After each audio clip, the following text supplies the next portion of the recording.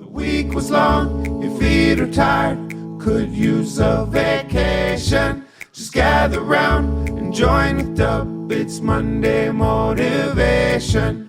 Monday Motivation. Good Monday morning as we are officially into July and the second half of the year for hashtag bigdubfit.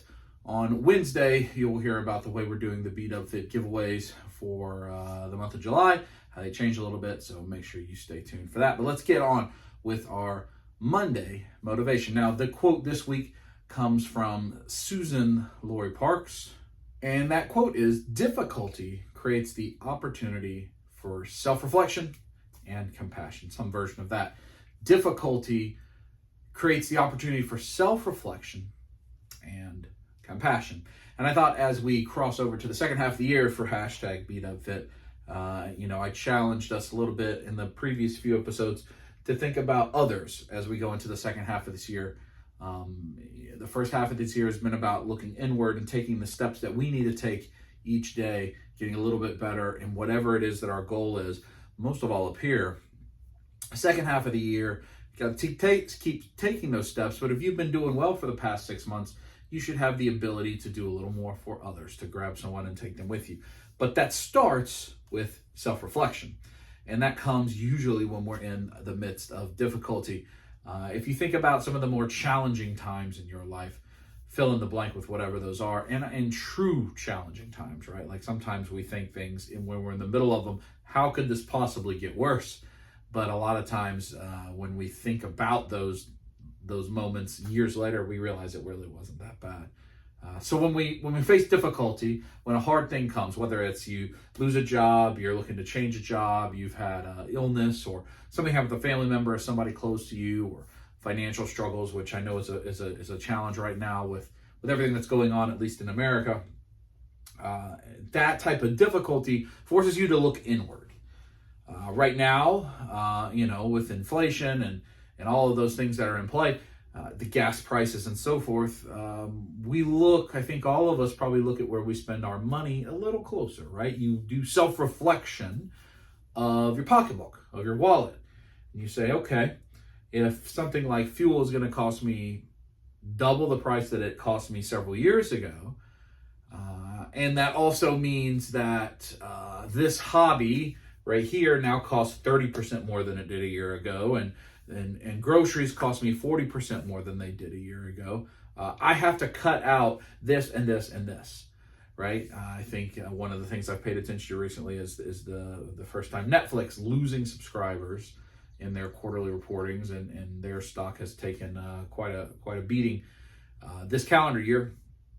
And so you see people start to go, I'm not going to buy as much of this, or I'm not going to buy as much of that, or I'm not going to go on vacation because it costs too much to get there. I can't afford a flight. I'm not going to do a hotel. I'm going to save more. One of the things I hear a lot in my circles is, I'm just going to stop spending altogether. I'm just going to save a little bit more because what's coming on the other side of this? That could be a challenge. We don't know what it's going to be, and people get worried about it. And that's we understand that when we think about our money, right? Our bank account, a self-reflection, an inward look at what we're spending it on. And that's because the difficulty of inflation and the rising fuel prices has arrived. But do we do that when other types of difficulty arrive? It's a little easier to do it with tangible things such as your finances, but do you do it emotionally on the inside? Do you say, okay, things are hard. I didn't love the way I reacted to that. Let me look inwardly and see why that is. For me, one of the biggest struggles I've had this year is I just seem to be staying where I'm at in terms of weight. I'll lose a good bit, and I'll gain it back, and I'll lose and I'll gain a good bit, and I'm up and down. And I've talked about the roller coaster a lot, as opposed to the 2 years before, really the 18 months before, where I didn't have that problem. I was able to stay focused and stay. Well, I think a big factor of that is in order to go to, for instance, work out at night at kickboxing or go for a run, I had to take time away from my family to do that. When I was the most successful losing weight, that isn't what it was. There was no one at home anyway, and it was COVID, and so it didn't matter. If I went to spend 90 minutes working out in the evening, there wasn't anybody at home anyway. But now, the whole point of me wanting to live healthier is to be around a long time, to be here for Kaya, to be here for Natalie. And so my mind wrestles with leaving them to go do something that doesn't include them so that I can be there for them, right? Like, it's hard to equate that. So the self-reflection I have is when I decide to not go to an evening kickboxing class. The morning I do pretty good because I can do it during breakfast or lunch break, and Kaya may be at school or whatever, so it doesn't impact it as much. But the evenings are hard for me. So I have to look inside and say, why? Why am I having this challenge? And how can I reset my thinking or find a different way to deal with that obstacle? It's a very minute thing, but it's transparently, it's something that I've been struggling with. And, and the same thing is true with the eating, with the health. And, we'll go 4 or 5 really good days, under 2,000 calories, really clean, but then we'll have an event. And, as you're watching this, it's the 4th of July. Do I want to just eat zucchini boats on 4th of July? No, I'd probably like to have a hot dog or a hamburger. And I'm sure we're going to grill this weekend. And, so it's hard, right? You got to do everything in moderation. But coming out of COVID, we find lots of reasons to be there, parties, celebrations, and so forth. So that's a different conversation than this. But I know what my struggles are, and I have to look internally and say, why is that? And do self-reflection and self-evaluation. I think for a lot of folks in the hobby that most of us participate in, why do I buy so much stuff? Ask yourself that.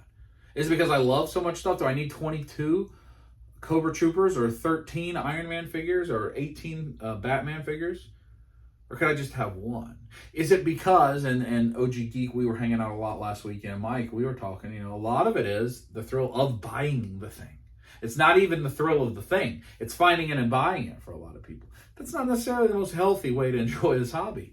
It adds up. And it's why it keeps getting fueled over and over again and becomes very addictive. So there's just a lot that I encourage us all to look inwardly.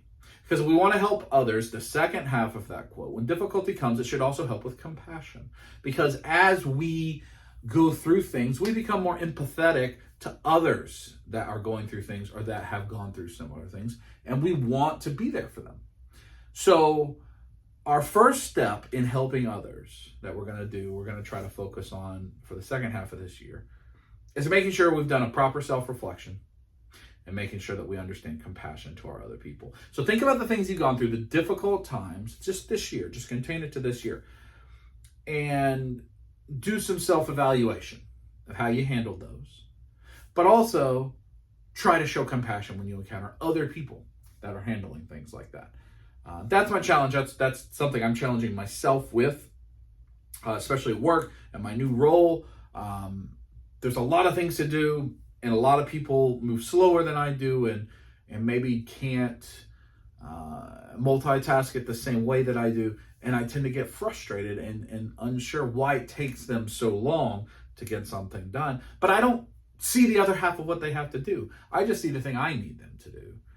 And I'm not being very empathetic. I'm not being very compassionate to what else may be going on in their life. And that's what I'm telling myself, to slow down and be empathetic and show compassion, and remember that everybody is going through this really challenging, tumultuous, weird time that has been going on since COVID started.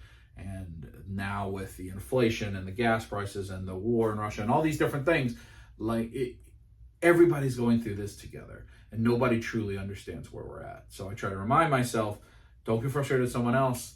Who knows what's happening at their home?